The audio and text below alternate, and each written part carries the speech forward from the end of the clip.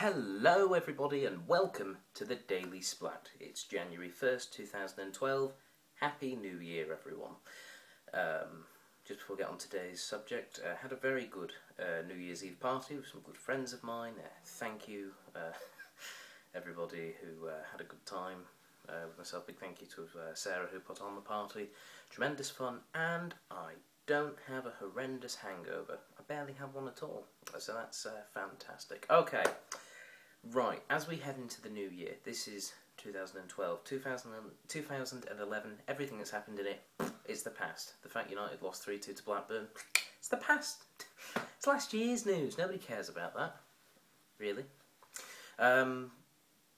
Okay, but regardless, there's a lot of pressing matters coming up in the new year, and there is but one matter that is pressing heavily on my mind, and it is this. Who was the better villain in Die Hard? Was it Alan Rickman's Hans Gruber or Jeremy Irons' Simon Gruber? Obviously.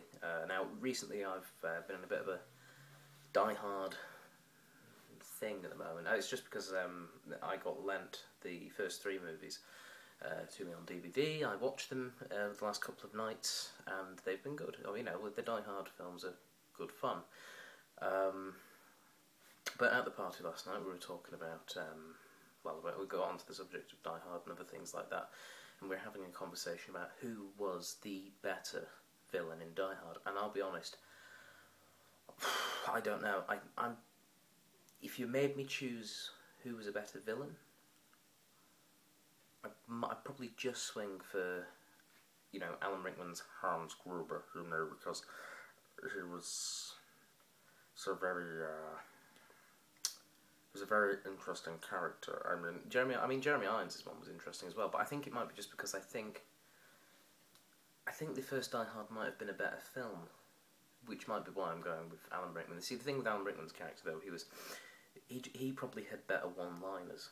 That's the other thing, you know. He had things like I am going to count to 3. There will not be a 4. You know, things like that. And what was his name? The Japanese fellow that got spoilers, killed at the start of the film. It's not Mr. Takagi, that's it. Mr. Takagi won't be joining us for the rest of his life. You know, some brilliant lines like that, which are just tremendous.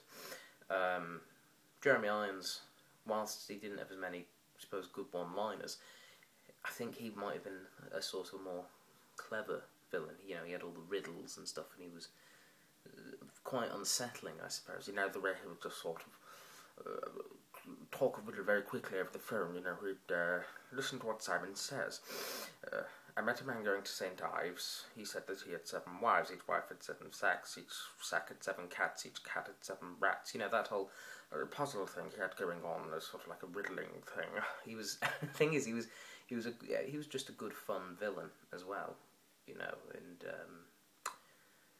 yeah, I don't know who was the better villain. If you think you know who was the better villain, Alan Rickman or Jeremy Irons, then please comment below, and we'll see who wins, if it is that important. Yeah, that's all I had to say for today, except, of course, once more, Happy New Year, everybody. Hope all is well. In fact, I know that, what time is it? Some of you in America might only just be entering into the new year now, in which case, howdy y'all. Welcome to 2012. That's it. Talk to you all tomorrow, maybe. Who knows? Bye.